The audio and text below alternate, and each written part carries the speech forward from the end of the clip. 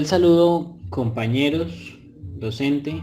Es un placer para nosotros el día de hoy presentarles un video explicativo sobre la existencia, sobre la razón social y el contexto de la Ley 397 de 1997.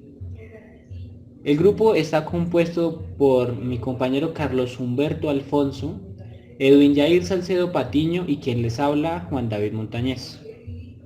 Como es bien sabido, la Ley 397 de 1997 es por excelencia la Ley General de Cultura. Por tal motivo, pretendemos bajo este video realizar un análisis completo de la Ley 397 de 1997 frente a los principios del gasto público que rigen en Colombia y su aplicación en el marco del concepto de redistribución de ingresos. Es muy importante iniciar por el marco histórico de esta ley. En 1997 fue uno de los años marcados por las masacres, los desplazamientos, asesinatos de indígenas y demás actos que se realizaron hasta más o menos los finales de los 90. No menos de 46 masacres fueron realizadas durante este término por organizaciones como las FARC y las autodefensas, principalmente contra asentamientos indígenas en todo el territorio nacional.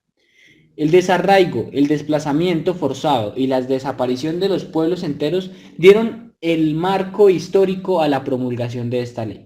Es también el año en que el mundo entero, desde el Parlamento Europeo hasta el gobierno de los Estados Unidos, presionaban a Ernesto Samper para que fuera posible su renuncia. Ahora bien, esta ley es fruto de muchos conflictos en el país. Por tal el motivo, es de suma importancia lograr entender el contexto en el que nace esta ley y su aplicación que viene simplemente a salvaguardar los derechos de la cultura. Así las cosas, el ambiente político era casi que caótico para estos años. Y a pesar de esto, el 7 de agosto de 1997 se expidió la Ley 397 que daría no solamente el primer paso hacia la creación de una legislación aplicable en materia cultural, sino también de la creación del Ministerio de Cultura, entidad que se encargaría de la plena aplicación de esta ley. De igual manera, modificada posteriormente por la Ley 1185 de 2008, pretendió establecer las políticas públicas para la gestión, protección y salvaguardia del patrimonio cultural, material e inmaterial colombiano, reconociendo a las comunidades el papel fundamental de identificar y valorar sus manifestaciones culturales, materiales e inmateriales. En este sentido, concede que son las comunidades y no el gobierno o el Estado quienes como usuarias lo crean, lo transforman, lo heredan y le otorgan un valor. La importancia de esta afirmación está precisamente en que se da en medio del ataque indiscriminado en contra de todo lo cultural y ancestral en Colombia. Así las cosas, el Ministerio de Cultura es una de las entidades con mayor responsabilidad del país y haciéndole seguimiento específico a los principios de hacienda pública, debe de esta manera garantizar y salvaguardar el acceso a la cultura, identificar las manifestaciones culturales existentes en el país y de igual manera darle la protección que requiere. En su momento, de hecho, fue una ley que pasó casi que desapercibida y recién tomó algo de fuerza a raíz del primer acuerdo de paz con las FARC. Pero para entonces hablar de identidad cultural, cine, teatro, comunidad o manifestaciones de esta resultaba casi que terrible. Desde la Constitución, que enuncia mediante sus artículos 70, 71 y 72, y que apuntan esencialmente al deber del Estado de promover, fomentar el acceso a la cultura de todos los colombianos, estableciendo los planes de desarrollo económico y social en adelante que deberán incluir el fomento a las ciencias y en general a la cultura. Dicho fomento es uno de los aspectos esenciales de donde se ve la redistribución de los ingresos enunciada en esta ley. Así las cosas, esta ley no solamente permite la vinculación de las proyecciones de cultura, sino también de esas nuevas factores culturales que van naciendo en el país.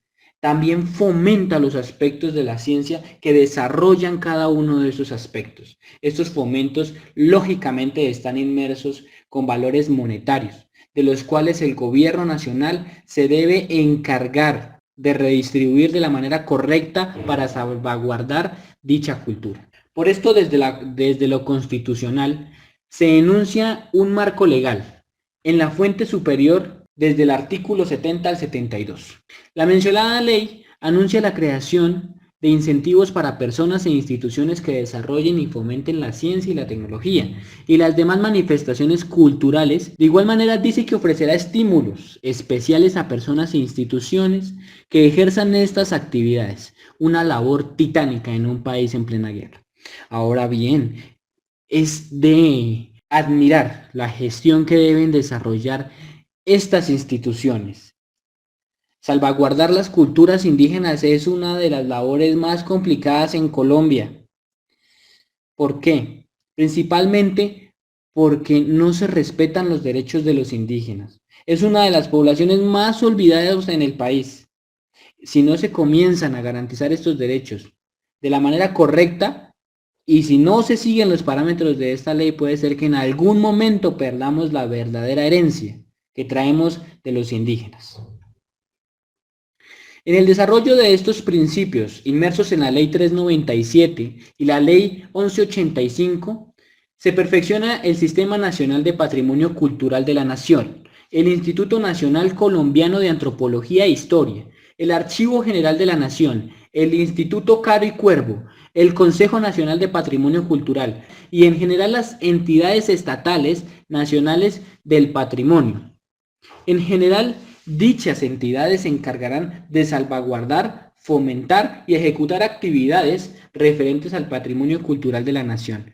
Son un conjunto de instituciones públicas en las cuales recae la plena actividad y la plena ejecución de dicha ley.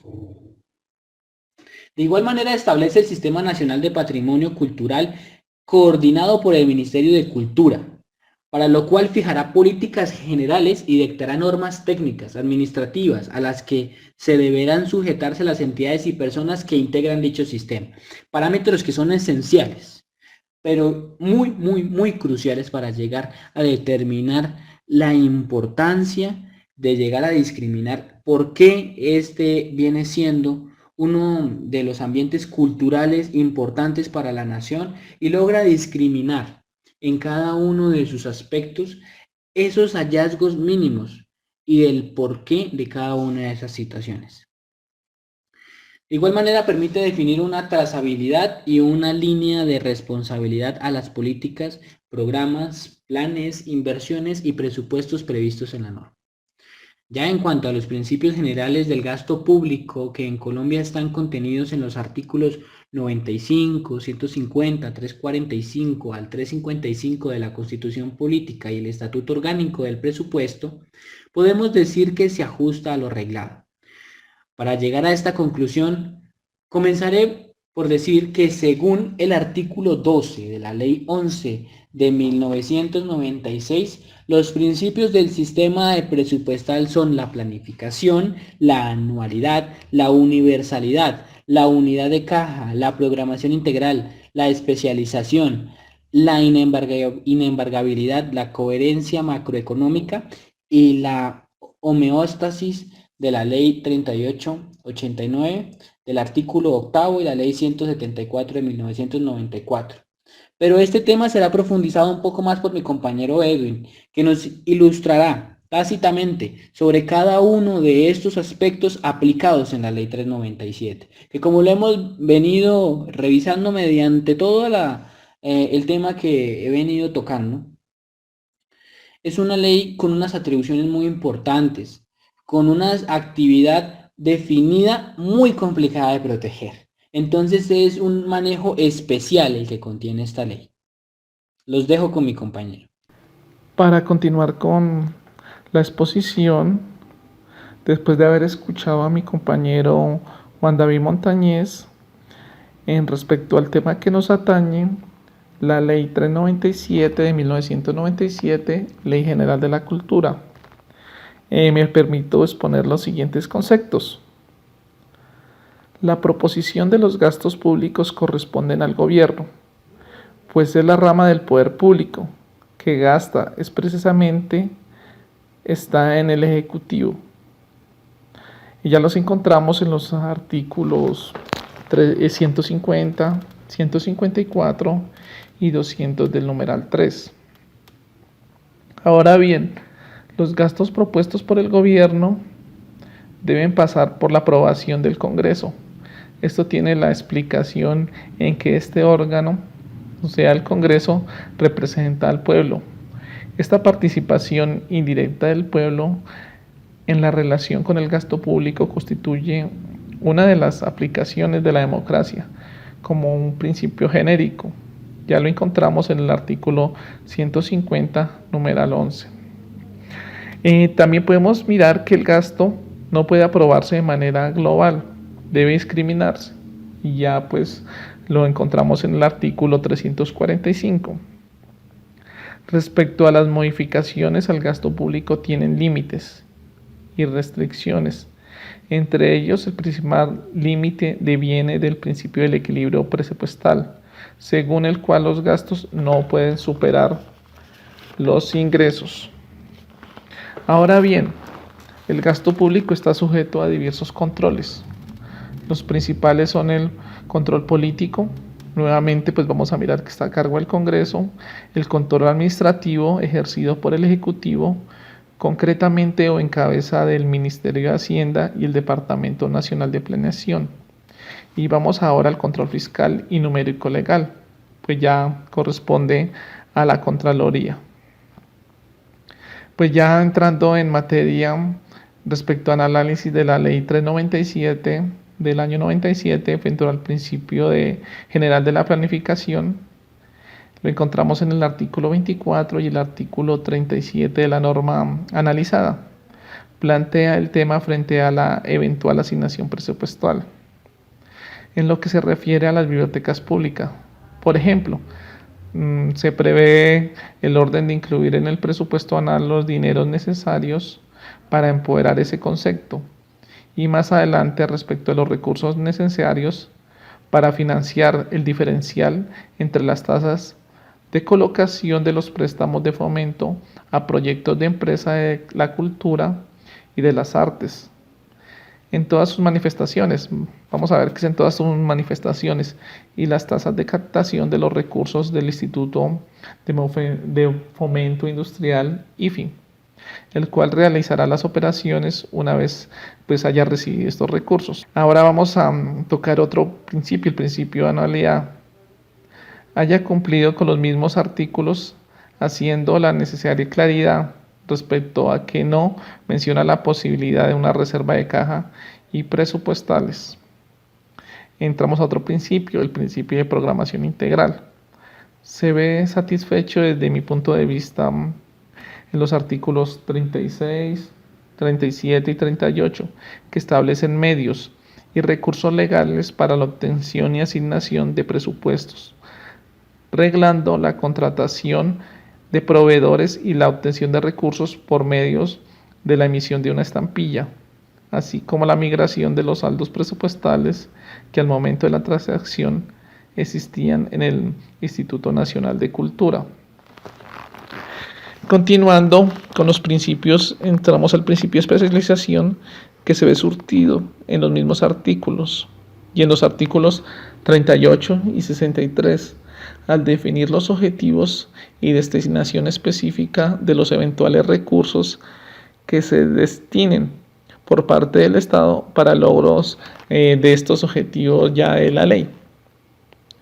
Vamos a mirar el artículo 6 y especialmente el artículo 10, que establecen con claridad la embargabilidad, el desarrollo, los principios destinados a promover y garantizar lo necesario para la protección y recuperación, conservación, sostenibilidad y divulgación de los mismos, sin afectar su inalienabilidad imprescriptibilidad y embargabilidad.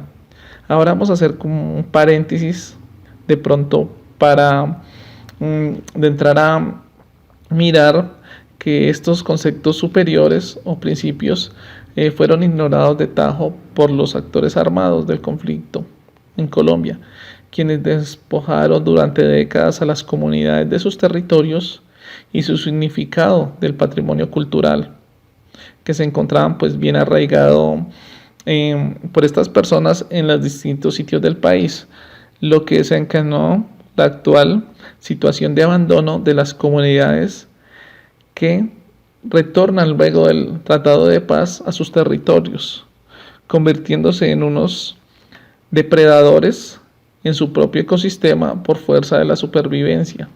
De hecho, actualmente la colisión generada dentro de estos principios y la extinción del dominio necesaria para los predios utilizados en la producción o transformación de alcaloides ha generado conflictos que han traspasado inclusive fronteras nacionales, llegando a las cortes internacionales.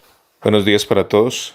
Continuando con la respectiva exposición de la Ley 397 del 97, que nos habla del patrimonio cultural y por ende del Ministerio de Cultura, abordando el tema del artículo 5 de la presente ley. Esta aborda un tema muy interesante, la coherencia macroeconómica.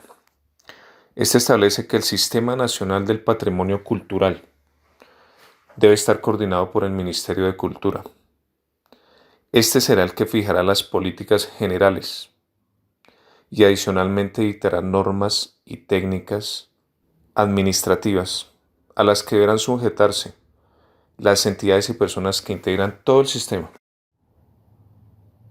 Más adelante, en el artículo 40, se comenta la importancia del cine para la sociedad.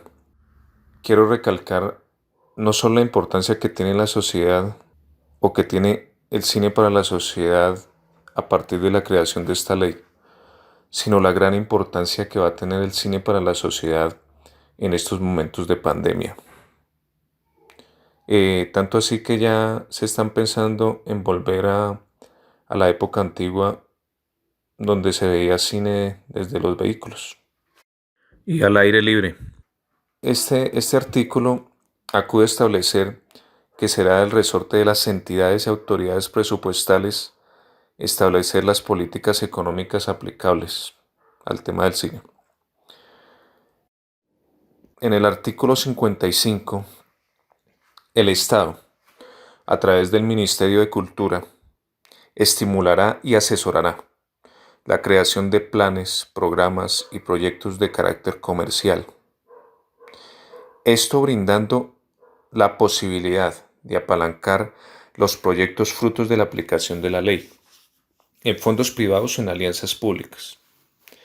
Lo anteriormente dicho se amplía en el artículo 63 de la presente ley, que de manera textual dice: los fondos mixtos son entidades sin ánimo de lucro, dotadas de personería jurídica, constituidas por aportes públicos y privados y regidas en su dirección, administración y contratación por el derecho privado sin perjuicio del control fiscal, que ejercerán las respectivas contralorías sobre los dineros públicos.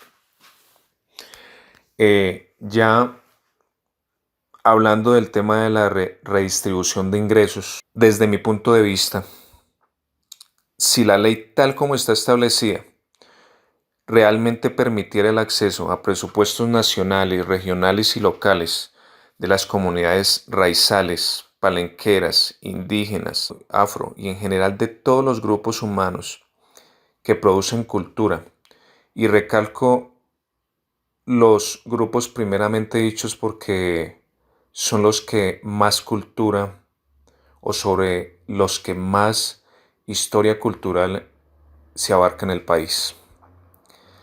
Creería yo que en teoría, si se cumplieran dos objetivos fundamentales de la política económica, la distribución y el crecimiento, esto teniendo en cuenta que según el numeral 8 del artículo primero de la ley analizada, los recursos públicos invertidos en actividades culturales tendrán para todos los efectos legales el carácter de gasto público social. Pero si partimos de la idea de que la educación, tal como lo concibe la ley analizada, en el contexto de lo cultural, puede ser determinante y fundamental en el crecimiento que origina mejores dinámicas distribucionales. Puedo afirmar que la esencia de este documento es buena, al menos en la intención del legislador. Pero infortunadamente, los datos recientes muestran para Colombia una alarmante situación de inequidad en la distribución de ingresos. Si en realidad la cultura percibiera y el patrimonio cultural, más allá del ámbito de carnavales y fiestas de pueblo, en la esencia de la educación en valores ancestrales y la afirmación del ser propio de nuestros pueblos originarios, estaríamos hablando ciertamente de descubrimientos como recientemente se está haciendo, presionados por la pandemia, valores y herramientas equitativas que aportan al capital social y al fortalecimiento de la equidad, y adicionalmente a la distribución del ingreso, como es evidente ejemplo de los intercambios de productos y las mingas organizadas por alcaldes y gobernadores en todo el país. Debemos ser muy claros en algo. La cultura es mucho más que música, trajes e historias. En el trasfondo de la Ley 397 del 97, a pesar del tufillo eminente político que siempre tienen las normas emitidas en nuestro país, se percibe una intención de posicionar al ser nacional sobre el hacer nacional, que desafortunadamente en todas las esferas de la sociedad colombiana está perjudicialmente influenciada por las culturas foráneas, principalmente europeas y anglosajonas. Ya como manera de conclusión, he investigado que el actual gobierno en desarrollo de esta ley estableció que durante 5 años estarán exentas de esta obligación tributaria aquellos emprendimientos culturales, creativos y digitales que generen empleo, lo que ha logrado elevar a la calidad de proyectos financieramente viables. Los esfuerzos de miles de colombianos que dedican no solo parte de su vida, sino realmente su vida entera a la conservación y promoción de nuestros valores ancestrales, de una cultura que lejos de ser ignorante y anacrónica, resulta en la construcción de un modelo social equitativo, justo y rentable para una sociedad moderna en evidente crisis integral. Incluir la cultura dentro del concepto de desarrollo económico de la nación es un avance en la búsqueda de distribución realmente justa del ingreso. Sin embargo, sabemos que es demasiado el camino por recorrer, más cuando sabemos que los ingresos del Estado, antes de ser distribuidos, ya la gran mayoría de estos ya se sabe para dónde van a ir dirigidos. Entonces, realmente esa es la problemática. Siempre existirán algunas áreas del país que efectivamente tendrán más importancia que otras, pero creería yo que la cultura debería ser una de estas. Espero la exposición haya sido del agrado de todos. Feliz día.